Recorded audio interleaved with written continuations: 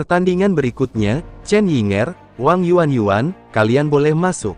Setelah pertandingan Long Hao Chen selesai, dia awalnya bersiap untuk pergi, dan menunggu Keyer, tetapi begitu dia melihat dua orang di atas panggung, dia segera berhenti. Itu karena dua orang di atas panggung justru dua gadis yang dia lihat sebelumnya yang menarik perhatiannya. Chen Yinger adalah seorang gadis mungil, seorang wanita kecil yang terlihat sangat lemah. Dan Wang Yuanyuan adalah gadis jangkung yang membawa perisai di punggungnya. Wang Yuanyuan menjatuhkan perisainya yang berat ke tanah, mengeluarkan suara yang menindas, di tanah bergetar saat perisainya menyentuh tanah.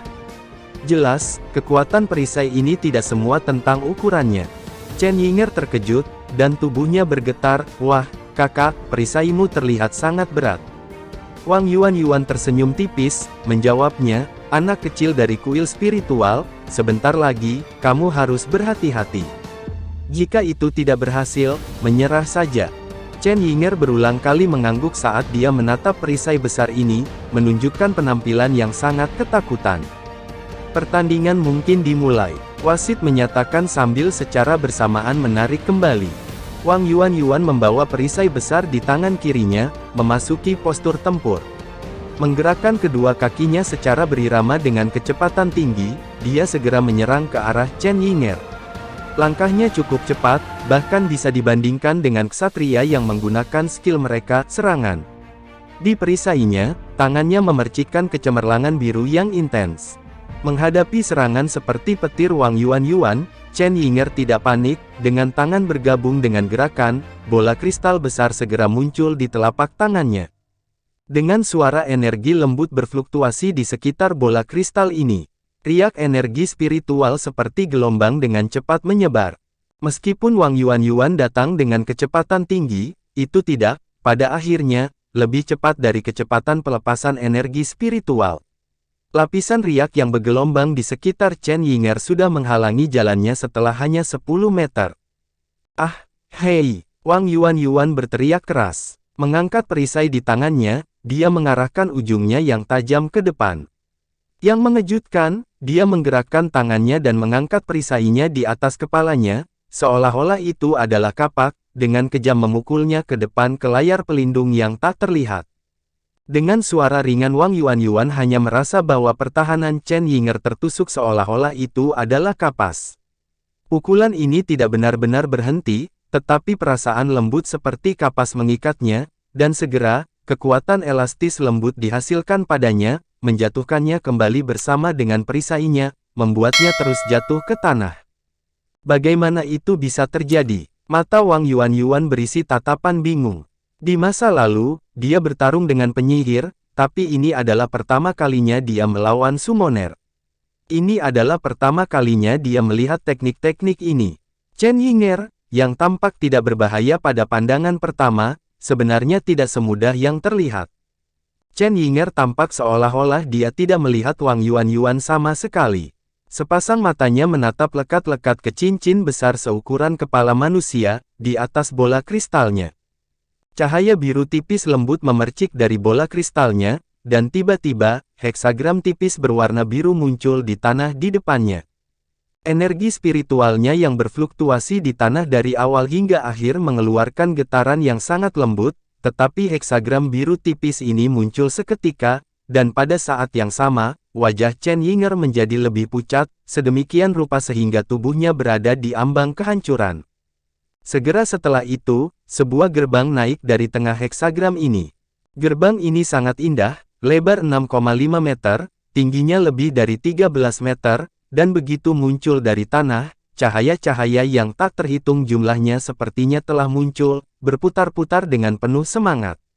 Banyak tangisan binatang juga bisa terdengar, tangisan serangga, tangisan burung, gonggongan anjing, desisan harimau, auman naga, dan tangisan makhluk hidup yang tak terhitung jumlahnya bergema di tengah stadion ini. Di sekitar gerbang yang megah ditarik ukiran yang tak terhitung jumlahnya. Sepertinya ukiran binatang ajaib. Semua binatang ajaib ini tampak sangat bersemangat. Hanya saja, secara tak terduga tidak ada cara untuk mengenali binatang ajaib ini. Dari sekitar gerbang, senjata berwarna biru muda muncul, memancarkan kilau hijau tua di sekelilingnya. Gerbang pemanggil makhluk. Tidak jauh dari situ, wasit membiarkan ucapan ini tergelincir, saat dia melihat perubahan besar yang muncul di wajah Chen Yinger. Long Hao Chen membuka lebar matanya juga. Ini adalah pertama kalinya dia melihat pemandangan yang begitu mencengangkan, mengaitkannya dengan daftar nama sebelumnya. Kemudian, terpikir olehnya bahwa summoner nomor 1 dari kuil spiritual ada dalam kelompoknya. Mungkinkah sebenarnya wanita kecil inilah yang tampaknya tidak lebih tua darinya? Jelas bahwa dia setidaknya berada di langkah kelima, lagi pula, apa itu gerbang pemanggil makhluk? Orang yang paling gugup tidak diragukan lagi adalah Wang Yuanyuan ini di tengah medan perang. Tidak sedikit pun tidak sabar untuk menyerang, dia sedikit meringkuk saat aura yang sangat tirani mulai menyebar ke seluruh tubuhnya. Cahaya biru hijau yang kuat menutupi tubuhnya, termasuk perisai di tangannya. Apa yang tidak dilihat siapapun adalah bahwa permata besar muncul di tangan kirinya, penggunaan misterius apa yang bisa dimilikinya. Tolong buka, gerbang summoner makhluk. Semua makhluk hidup akan mematuhi panggilanku, kembali kepadaku, rekanku. Suara merdu Chen Yinger berdering di tengah medan perang, dan segera, dari gerbang pemanggil makhluk ini, sebuah cincin putih muncul, menembakkan sambaran cahaya putih dan kemudian apa yang keluar dari gerbang adalah perisai raksasa di tangan Wang Yuanyuan diangkat, saat dia bersiap untuk memasukkan permata di tangannya yang lain ke salah satu dari 9 lubang perisainya. Namun, di saat berikutnya, dia menghentikan gerakan tangannya, dan membuka lebar mulutnya, melihat pemandangan yang sama sekali tak terbayangkan. Bukan hanya dia, bahkan wasit dan pesaing lainnya, termasuk Long Hao Chen, memiliki reaksi yang persis sama. Semua mulut mereka terbuka lebar, tidak berani mempercayai pemandangan di depan mata mereka. Benar, ini adalah adegan yang terlalu tak terbayangkan. Dari gerbang pemanggil makhluk yang sangat besar ini, seekor makhluk yang dipanggil telah muncul. Hanya saja, ada perbedaan yang terlalu besar antara tubuhnya dan ukuran gerbang pemanggil makhluk. Panggilan itu memanggil dengan suara lembut. Siluet kecilnya yang lembut bergerak sedikit, sepertinya hampir takut dengan suasana di sekitarnya. Berbalik, ia berlari ke arah yang berlawanan. Sesampainya di depan Chen Yinger, ia melompat dan melompat, seolah mencari perlindungan. Tepatnya, itu adalah seekor domba kecil yang tingginya bahkan tidak mencapai 1 kaki pun. Penampilan wol-nya yang lembut dan keriting sangat indah. Sepasang mata kecil berair mengedipkan mata, sepertinya ingin minum susu. Dari wajah Chen Yinger, dapat dilihat bahwa dia sama sekali tidak tahu apakah harus tertawa atau menangis saat dia membawanya ke dalam pelukannya, menghentakkan kakinya, sungguh sial, aku tidak beruntung, saya kebobolan. Gerbang pemanggil makhluk yang sangat besar perlahan-lahan tenggelam di tanah sebelum menghilang sepenuhnya. Chen Yinger masih memegang domba kecil ini, dan di bawah pengawasan penuh perhatian dari Wang Yuanyuan yang benar-benar tercengang, pergi dengan kesal. Jelas, dia tidak puas dengan penampilannya. Ini, wasit tidak tahu harus berkata apa lagi. Dalam sekejap dia melihat gerbang pemanggil makhluk ini, dia menjadi sangat ketakutan. Di dalam kuil spiritual, hanya kaisar spiritual pada langkah panggilan ke-8 atau lebih tinggi yang dapat menggunakan kemampuan sihir pemanggil yang tangguh ini. Melalui gerbang pemanggil makhluk, makhluk yang sangat kuat dapat dipanggil. Dan manfaat terbaiknya justru adalah bahwa melalui gerbang pemanggil makhluk ini, makhluk yang dipanggil benar-benar patuh. Selama waktu keberadaan mereka di sini, mereka akan sepenuhnya berada di bawah kendali summoner mereka. Namun, apa yang keluar dari mantra yang begitu tangguh dari 8 langkah itu tiba-tiba dipegang di tangan wanita muda ini. Bagaimana itu tidak bisa mengejutkan semua orang? Hasil akhirnya membuat semua orang tertawa dan menangis. Yang mengejutkan semua orang, apa yang dia panggil tidak lebih dari seekor domba kecil. Tanpa ragu sedikit pun, ini adalah pertandingan abnormal lainnya, dan yang cukup abnormal pada saat itu. Tatapan Long Hao Chen terfokus pada Chen Yinger yang berjalan ke depan, sudut mulutnya bergerak-gerak. Dia tiba-tiba berpikir bahwa sepertinya dia telah mendengar gurunya berkata bahwa seorang jenius muncul di kuil spiritual, dan dia pergi sejauh untuk memanggil binatang ajaib dari langkah ke-8.